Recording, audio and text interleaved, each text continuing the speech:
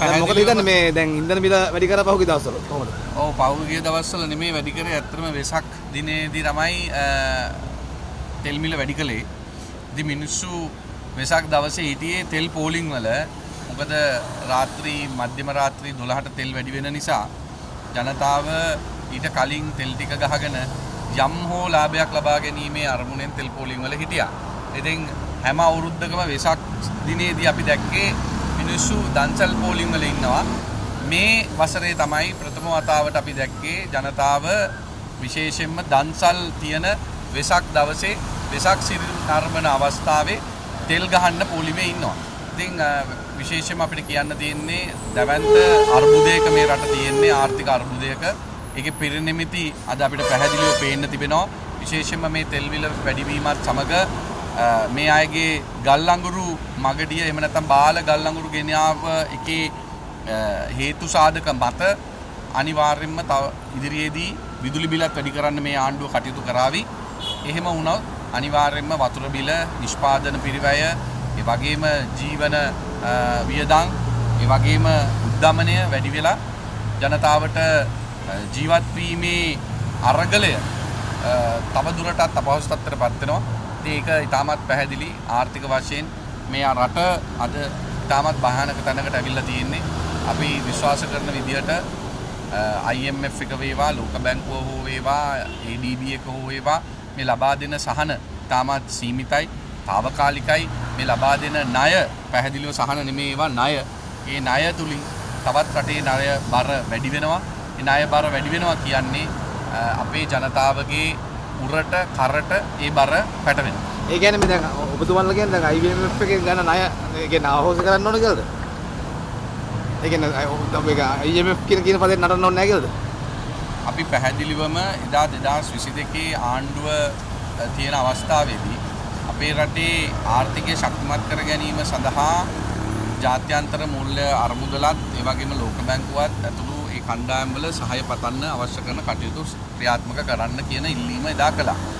ඒ වගේම විශේෂයෙන්ම මේ ඇතිලා තියෙන ලෝක අර්බුද සහ රටේ ආර්ථික තත්ත්වය පිළිබඳව මීට වඩා බුද්ධිමත්ව කටයුතු කරලා විශේෂයෙන්ම ලෝක බැංකුවත් ඒ වගේම IMF එකත් එක්ක සාකච්ඡා කරලා මේ ණය කොහොමද අපි ගෙවන්නේ සහ යම් ආකාරයේ ජනතාවට සහනදායී වැඩපිළිවෙලක් ක්‍රියාත්මක කරන්නේ කොහොමද කියන එක පිළිබඳව රාජ්‍ය කටයුතු කරන්න ඕන. ඒ වගේම විශේෂයෙන්ම අධික මිලකට තෙල් ලබා ගැනීම තුළ මේ රටේ ජනතාවගේ උරට කරට ඒ බර පටවලා තිබෙනවා.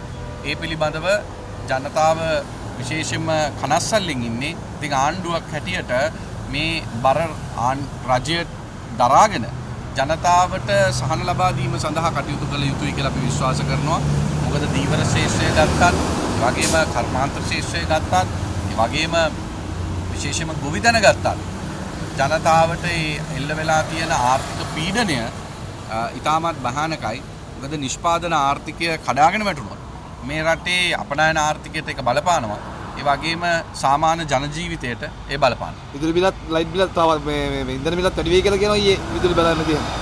ඔව් ඉතින් තෙල් මිල වැඩි වෙච්ච ගමන් විදුලි බිල වැඩි වෙනවනේ. මොකද විදුලිය නිෂ්පාදනය කරන්න අවශ්‍ය කරන පිරිවැය වැඩි වෙනවා. මොකද මේගොල්ලෝ විශේෂයෙන්ම සූර්ය බල ශක්තිය ඇතුළු හරිත බල ශක්තිය වැඩි කරන්න එහෙම නැත්නම් ඒවා වැඩි වර්ධනය කරන්න කටයුතු කරන්නේ නැහැ. විශේෂයෙන්ම ජනතාව ඩිමෝටිවේට් කරනවා. ඒ කියන්නේ ජනතාව මේ අපහසුතාවයට පත් කරන්න කටයුතු කරලා තියෙනවා. විශේෂයෙන්ම සූර්ය බල ශක්තියෙන් නිපදවන බලය ලබා ගැනීමේදී. ඉතින් ආණ්ඩුව බලන්නෙම තෙල් වලින් එහෙම නැත්නම් තාප විදුලියෙන් එහෙම නැත්නම් ගල් අඟුරු වලින් බලය නිෂ්පාදනය කරන්න. ඒ තුලින් විදුලි ඒකකයට ගෙවන ප්‍රමාණය වැඩි වෙනවා. ඒ තුලින් ඒ අය යම් ආකාරයේ කොමිස් මුදලක් ලබා ගන්නවත් දන්නේ නැහැ කියන එක පිළිබඳව සාධාරණ සැකයක් සමාජයේ මතුවලා තිබෙනවා. ඒ නිසා විශේෂයෙන්ම මේ බාල ගල් අඟුරු ගෙනාපු හේතුවත් මත යම් ආකාරයේ නැවත වතාවක් විදුලිය වැඩිවීමේ ප්‍රවණතාවය තියෙයි කියන සාධාරණ සැකය සමාජගත වෙලා තිබෙනවා. ඉතින් ආණ්ඩුවේ නොහැකියාව සහ හොරකම තුල මේ රටේ ජනතාවට අද වන්දි ගෙවන්න සිදු වෙලා තිබෙනවා. මේ ආණ්ඩුව ආවේ නම් මේ මුකුත් වැඩි කරන්නේ නැහැ කියලා. ඔව් වැට් එක අයින් කරනවා කිව්වා, අධ්‍යාපනයේට වැට් එක අයින් කරනවා කිව්වා. ඒ වගේම සෞඛ්‍යයට වැට් එක අයින් කරනවා කිව්වා. විදුලි බිල 100ට මේ මම හිතන්නේ 40කින්ද 33කින් අඩු කරනවා කියලා කිව්වා. ඉතින් අද 140 පැනලා විදුලි බිල වැඩි වෙලා තියෙනවා. තව ටික දවසෙන් 150 වෙයි. ඉතින් ඒ නිසා ආණ්ඩුව කියපු දේවල් එකක්වත් කරන්නේ නැහැ. ආණ්ඩුව හොරු අල්ලන්න කියලා ආව ආණ්ඩුව අද හොරකම් කරලා චෝදනා ලැබලා ඇමතිකම් වලින් ඉල්ලාසන මට්ටමට ආණ්ඩුව අපකීර්තියට පත් වෙලා තියෙනවා. අපෝසත් වෙලා තියෙනවා ජනතාවට වෙච්ච පොරොන්දු ඉෂ්ට කරන්න. ඉතාමත් අසාර්ථක ආණ්ඩුවක් බවට ඉතාමත් කෙටි කාලයක් තුළ ලංකා ඉතිහාසයේ පත් වෙලා තිබෙනවා. අපි දැක්ක මේ කාදිනල් උන්වහන්සේත් මේ ආණ්ඩුවට චෝදනා කරනවා දැන් IMF එක සම්බන්ධව. අතිඋතුම් කාදිනල් මැල්කම් රන්දිත් හිමිපාණන් විශේෂයෙන්ම රටේ ජනතාවගේ අවශ්‍යතාවයන් උවමනාවන් වෙනුවෙන් කතා කරපු පෙනී හිටපු ඒ වගේම පාස්කෘති දින ත්‍රස්ත ප්‍රහාරයට යුක්තිය සාධාරණත්වය වෙනුවෙන් කැප වුණු ආගමික ශාස්ත්‍ර වහන්සේ කෙනෙක්. උන්වහන්සේට අපේ ගෞරවය ආගම් ભેදයකින් තොරව තිබෙනවා.